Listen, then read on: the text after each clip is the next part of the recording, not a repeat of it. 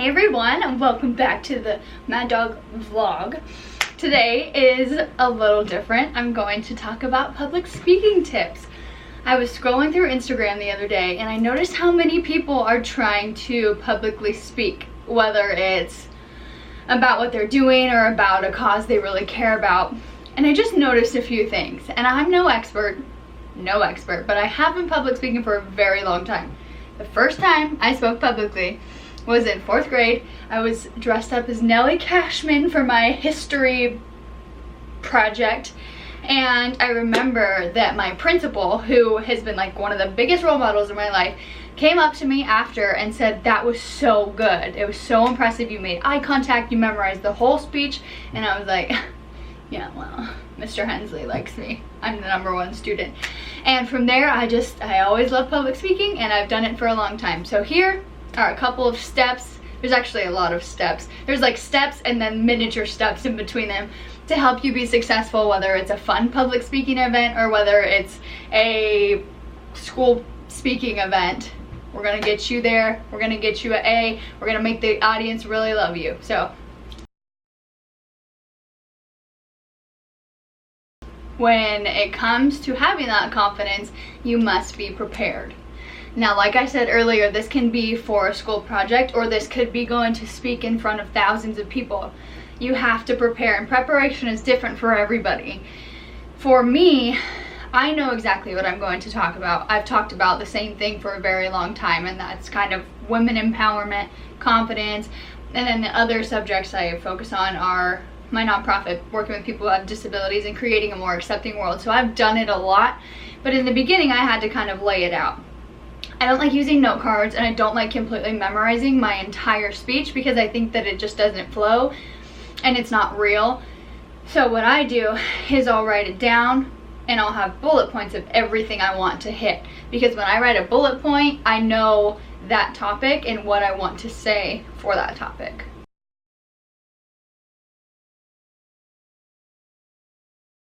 Make sure you are passionate about the subject, and that's kind of hard sometimes. I remember my public speaking class when I was in college. I did the I am a woman speech, and I've always heard the speech and I loved the speech, but it wasn't something that really was entertaining or exciting to me. I just had to pick a subject as fast as possible, and that was my first mistake. That was the worst public speaking moment I've ever had in my life. I forgot the entire speech. I didn't prepare. I didn't read over it. The day came, I was super busy getting ready for Miss Arizona. The day came and I took a crap in front of that class, but it was very embarrassing. I ran out crying. I'd never done that before, and I never let it happen again. So prepare.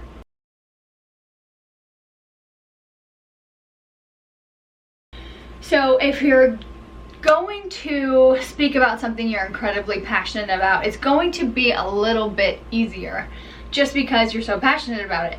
But it's also going to be a bit more challenging because when you're passionate, you tend to talk a lot and go on and on and on. So you want to make sure you say what you have to say as concise as you possibly can, because sometimes when we get so excited, we start to ramble and we start to repeat ourselves. So I kind of lay that out and I say it to myself so it makes sense, and so we can fit it in enough time, get to the next subject, and say what I have to say. Sometimes you only have 10 minutes, sometimes you have 30 minutes. So you also want to prepare for something like that too.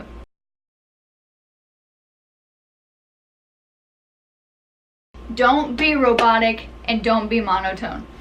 When I'm talking like this and I'm not passionate whatsoever and I hate this subject and I hate this class, the teacher's going to give you a really bad grade, or people are going to get up and walk right out of wherever you're speaking. Nobody wants to listen to that. Trust me. It is so horrible to go listen to someone speak hoping you're going to leave empowered and really exciting, and then they just talk like this the whole time. Here's what I tell people. Get excited about it. If you're not passionate and you don't have this large personality, that's okay. Practice in front of a mirror. The bigger your facial expressions and the bigger you are and the more excited you are, the better it's going to look.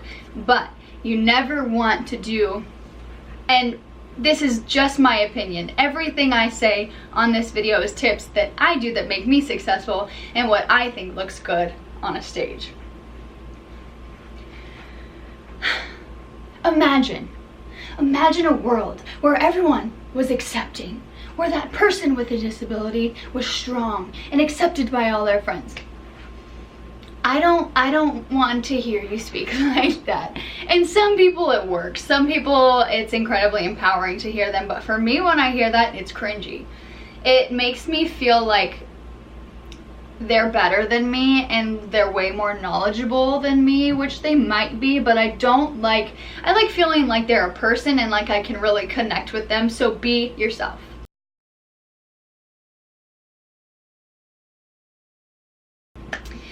Always remember that you're never better than your audience. That kind of goes back to what I just said. When I go up on stage, it's super chill. It's, hey, I'm here to have a conversation with you. And I'm no better than you, I'm no better than you. This is just what I'm good at. This is what I'm here to talk about, to inform you. And that's it. Because again, you're not better than anybody out there. Just because you're on the stage, good job. You know what I mean? Like, you're there to make a difference, get into someone's head and help them understand what you're saying, what your topic is, and that's it. So treat them the way you want to be treated, make them feel included, and make them feel excited and like they're a part of what you're doing.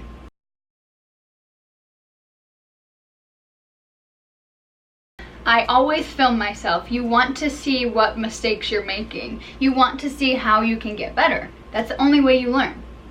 You can take what the audience has to say, you can hear feedback, but if you can sit and watch it yourself, it's going to make a huge difference and prepare you and make you even better for the next time you public speak.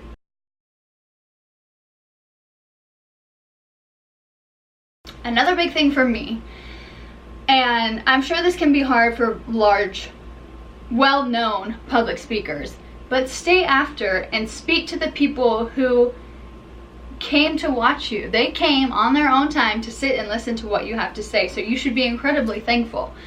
Go sit with them, go answer their questions, go sign autographs, go do whatever you have to do, but they're the reason you were on that stage. So give back, thanks, have gratitude, because without them, you wouldn't be talking to anybody.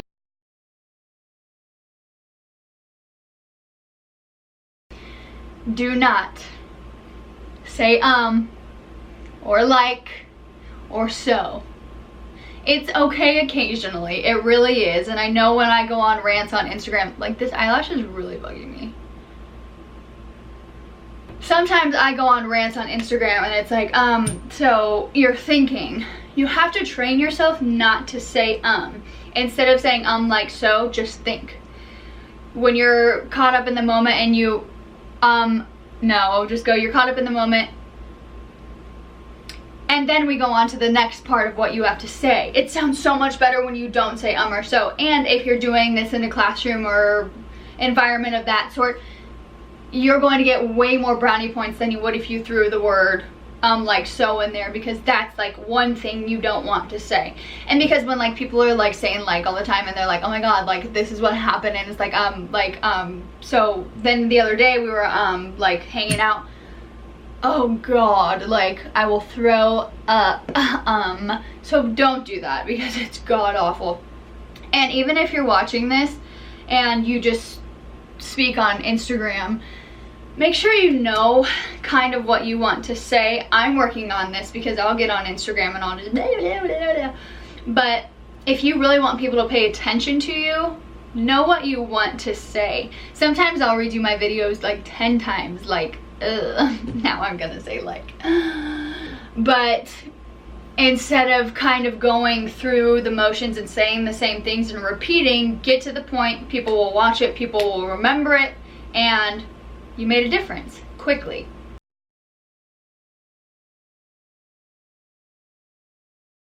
The only other thing I can think of is be comfortable. And by be comfortable, I mean wear what you want to wear. Look the way you want to look, whether your hair's down, you're wearing makeup, no makeup, you're in leggings. Be yourself. Be prepared. If you're the type that forgets when the spotlight hits you, then have some note cards just in case. You never know. There was one time, it was at the Arizona Cardinals cheerleading, and that's different, we're not public speaking, but I had learned to dance, and I went up to round one of auditions and forgot the whole dance. And that's, again, a little bit of a different scenario, but imagine going up on stage and having you don't remember in front of all these people. At least when I was on that dance stage, I could improv and make a fool out of myself, but when you're up there, you kind of don't know where to start if you're that flustered and have all of these people looking at you. But other than that, that's really it. So I hope that helps some of you. If you do go speak publicly, I would love to hear if you used any of these tips and they helped you. I speak publicly all the time and I absolutely love it. When you practice, you'll get better. Watch yourself in the mirror, watch yourself on camera, find something you're passionate about if you really do want to speak publicly, and make it happen. So good luck, have fun, go get that A+, go get that large crowd, and I'll see you next time. Mad Dog Squad, peace.